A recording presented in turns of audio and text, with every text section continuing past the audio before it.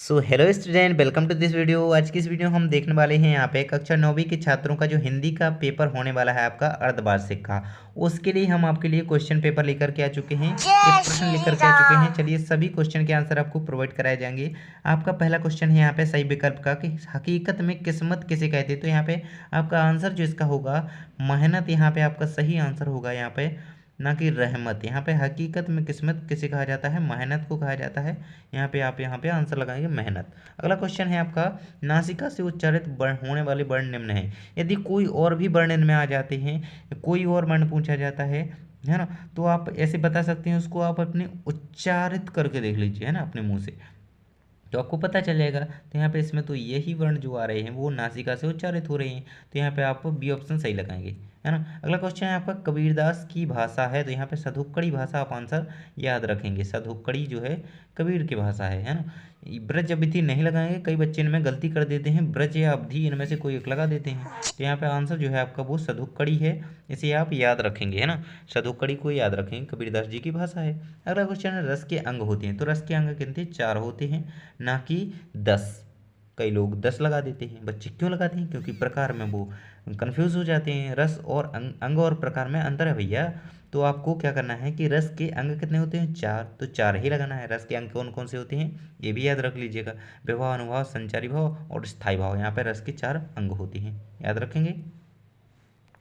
इसके बाद आप देखेंगे कि दो वर्णों के मेल से होने वाले परिवर्तन को क्या कहते हैं। तो यहाँ पे संधि कहा जाता है दो वर्णों से होने वाले मेल को। वर्णों की बात कर रहा है यहाँ पे, वर्णों और शब्दों में अंतर है, शब्द होता तो समास आंसर हो जाता, है ना। दो वर्णों के मेल से होने वाले परिवर्तन को संधि कहते हैं, आंसर याद रखेंगे। अगला क्वेश्चन है इस जल प्रलय में पाठ की विधायक। तो रिपोर्ताज एक फणीश्वर नाथ रेणु जी की रचना है। रिपोर्ताज विधा में लिखा है इन्होंने इस जल प्रलय में, है ना, आंसर याद रखेंगे रिपोर्ताज। अगला क्वेश्चन है रिक्त स्थानों की पूर्ति कीजिए। 6 अंक की आपके रिक्त स्थान रहेंगे।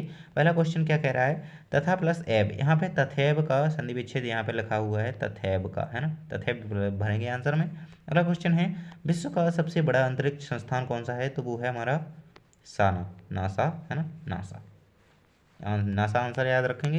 अगला क्वेश्चन है आपका जायसी का खालिस्तान प्रसिद्ध महाकाव्य है। तो जायसी का प्रसिद्ध महाकाव्य कौन सा है, पद्मावत है, आंसर याद रखेंगे, खालिस्तान है। अगला वीरस का स्थायी भाव है, तो उत्साह होता है वीर का, चौथे का आंसर है उत्साह। पांचवा है कमाई में प्रत्यय है। तो प्रत्यय किस तरफ होता है भैया, पीछे होता है, आई निकल रहा है इसका, है ना। तो कमाई में है आई प्रत्यय, आंसर है आई, पांचवे का। अगला क्वेश्चन है रीढ़ की हड्डी एकांकी में कुल खालिस्तान पात्र हैं। तो 6 पात्र हैं यहाँ पे, 6 6 6 पात्र याद रखेंगे, रीढ़ की हड्डी में 6, है ना। आगे हमारी सही जोड़ियाँ स्टार्ट हो जाती हैं। हमने अभी आपको बताया कि इस जल प्रलय में किनकी रचना है, फणीश्वर नाथ रेणु जी की रचना है, जो कि इन्होंने रिपोर्ताज विधा में लिखा है। अगला क्वेश्चन है मेरे संग की औरतें, जो कि मृदुला गर्ग की रचना है। बाक है किनकी, कश्मीरी कवित्री की रचना है। यहाँ पे आंसर याद रखें। काव्य की शोभा बढ़ाने वाली तत्व हमारे अलंकार कहलाते हैं। लासा की और राहुल संक्रियायन कहलाएंगे। झूरी का साला गया है, उसका नाम गया था, है ना। इस प्रकार से आप इन सही जोड़ियों को याद रखेंगे। आगे हमारी सत्य सत्य स्टार्ट होती हैं। पहला है मेहमानों को पापड़ बहुत पसंद थे। यहाँ पे बिल्कुल सत्य हो जाएगा एक, क्योंकि मेहमानों को पापड़ पसंद थे। आप पाठ पढ़ेंगे आपको उसमें मिल जाएगा। नामक का दरोगा के लेखक प्रेमचंद है, सही है। कमायनी के रचयिता तुलसीदास हैं, गलत है, क्योंकि कमायनी के रचयिता तुलसीदास नहीं बल्कि जयशंकर प्रसाद हैं। अगला है महाकाव्य में एक ही सर्ग होता है, गलत बात है, क्योंकि महाकाव्य में 8 सर्ग होती हैं। यहाँ पे एक बता रहा है 8 लिखा होता है तो सत्य होता है। यहाँ पे बता रहा है महाकाव्य में एक ही सर्ग होता है, नहीं भैया 8 होते हैं, यहाँ पे असत्य आएगा। अगला है आपका तिब्बती जमीन बड़े छोटे जागीरदारों में बटी हुई, भैया सत्य बात है। अगला है लेखिका मृदुला गर्ग ने अपनी नानी को देखा था, असत्य। इस प्रकार आपके हो जाते हैं सत्य सत्य। अगला है एक वाक्य या शब्द में उत्तर दीजिए, 6 अंक के रहने वाले हैं। पहला क्वेश्चन है छायावाद की 4 प्रमुख स्तंभ कवियों के नाम लिखिए। तो प्रसाद पंत निराला वर्मा। प्रसाद कौन से, जयशंकर प्रसाद, और पंत सुमित्रानंदन पंत। एक हो जाते हैं हमारे निराला जी, सुमित्रा, वो सूर्यकांत त्रिपाठी निराला। दूसरी हो जाती हैं वर्मा, यानी कि महादेवी वर्मा को याद रखेंगे आप। तीसरे हो जाते हैं पंत, सुकुमार कवि हैं प्रकृति के। अगले हैं आपके प्रसाद, जयशंकर प्रसाद।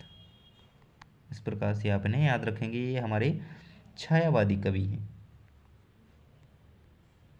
है ना। तो इस प्रकार से आप इनके आंसर जरूर याद रखेंगे। अगला क्वेश्चन है आपका, दोहा के प्रथम चरण में मात्रा होती हैं, तो 13 मात्रा होती हैं दोहा के प्रथम चरण में।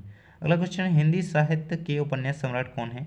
तो प्रेमचंद जी हैं, जो वो हमारे हिंदी साहित्य के उपन्यास सम्राट के नाम से जाने जाते हैं ना। अगला क्वेश्चन है, ठोकर मारना मुहावरे का अर्थ है? तो यहाँ पे ठोकर मारना मुहावरे का अर्थ क्या होता है, मैं आपको बता देता हूँ कि ठोकर मारने का अर्थ होता है हानि पहुँचाना, पहुँचना नहीं, पहुँचाना याद रखेंगे। अगला क्वेश्चन है, मेरे संग की औरतें पाठ में लेखिका के कुल कितने भाई हैं? तो 5 बहनें एवं एक जो है उनका भाई है। बहनें कितनी? 5 और भाई 1, इस प्रकार से याद रखेंगे।